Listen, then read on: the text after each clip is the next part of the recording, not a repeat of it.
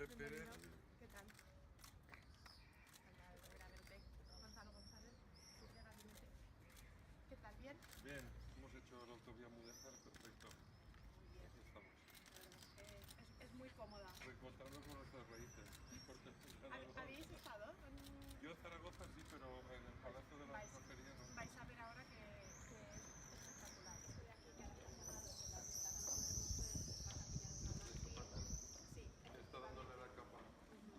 Y luego nos explica la parte de la portada, que la estamos recondicionando ahora como espacio de trabajo para diputados y diputadas, pero también espacio de participación. Ya no solamente en las cuestiones políticas que nos afectan a ambas comunidades autónomas, sino también incluso en la propia forma de funcionamiento y en las propias preocupaciones dentro del Parlamento Valenciano, de las Cortes Valencianas. Un Parlamento que trabaja también por la transparencia, que realiza también, por ejemplo, mesas itinerantes, como la que pudieron realizar la semana pasada, como las que realizamos ahora aquí también en las Cortes Aragonesas, que está poniendo en funcionamiento una oficina antifraude, que acaba de terminar también todos los trabajos relacionados con el estudio contra las violencias machistas, como la Comisión Especial de Estudio que se ha celebrado durante este periodo de sesiones aquí en las Cortes Aragonesas. Pero también, como digo, un Parlamento que tiene ahora mismo las preocupaciones puestas en cuestiones que atañen con mucho a Aragón y que también de forma unánime preocupan a todos los grupos parlamentarios que tienen representación en las Cortes Aragonesas.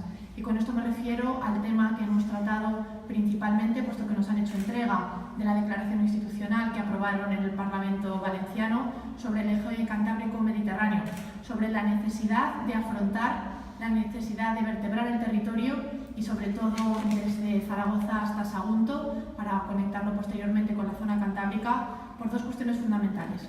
Porque es imprescindible mejorar una línea ferroviaria en una situación vergonzosa más propia del siglo XIX que del siglo XXI y porque además representa una cuestión de derechos fundamentales para toda la ciudadanía aragonesa y valenciana. Con respecto a lo que atañe a Aragón hay que recordar que toda la zona turolense es una de las zonas que mayor índice de despoblación sufre y que además representa los derechos de movilidad, una de las cuestiones fundamentales en la que todos los grupos parlamentarios están poniendo su punto de mira. El eje cantábrico-mediterráneo representa una posibilidad real de luchar contra la despoblación territorial y representa una posibilidad real, además, de potenciar la economía de ambas zonas.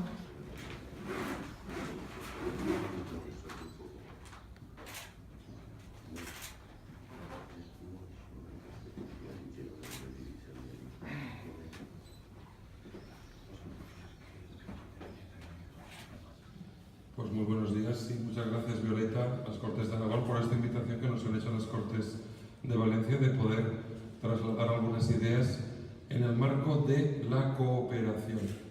Era una anomalía el conflictividad y estar mirándonos de reojo y los conflictos por diversas materias del agua, eso es pasado y lo que queremos es mirar hacia el futuro y llegar a compromisos y acuerdos de calado. No serán de tal calado como el compromiso de Caspe, que hace más de 600 años tuvo lugar aquí en Caspe, pero sí pensando en que las instituciones, en este caso las Cortes de Aragón y las Cortes de Valencia, tenemos la responsabilidad de ser útiles para solucionar el problema de las personas, de las familias, de las empresas, facilitar la convivencia y facilitar tener un horizonte de vida digna que nos permita ver el futuro en mayor esperanza y mayor claridad. Y en ese sentido es una anomalía la falta de inversión pública territorializada del Gobierno central hacia una línea estratégica, que es la línea que nos conectaría el Cantábrico con el Mediterráneo, pasando por el centro logístico más importante de la península, como es Zaragoza.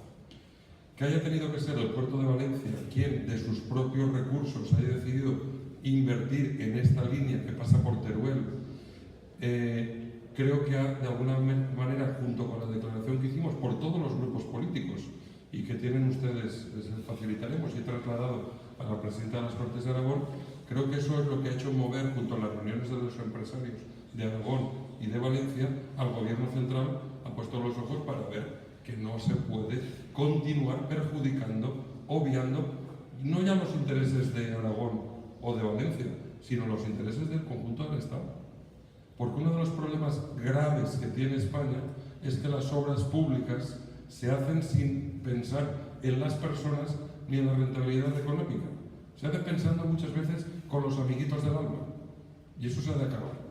Las inversiones tienen que ser rentables, útiles para facilitar la economía o facilitar a las personas, y en ese sentido recordamos, porque lo sentimos como nuestra, la campaña Teruel existe.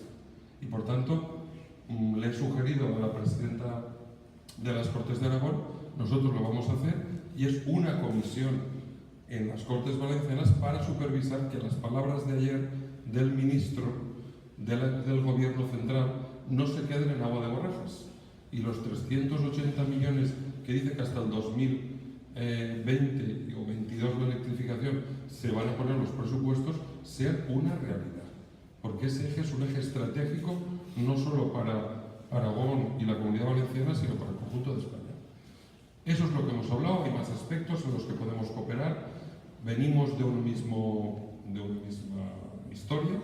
Jaume I, nuestro rey fundador, se crió aquí en Monzón y por tanto tenemos muchos aspectos que ya iremos desarrollando, pero abrimos una nueva etapa de cooperación a lo que ha sido la búsqueda del conflicto interesado entre comunidades autónomas, que eso es el pasado.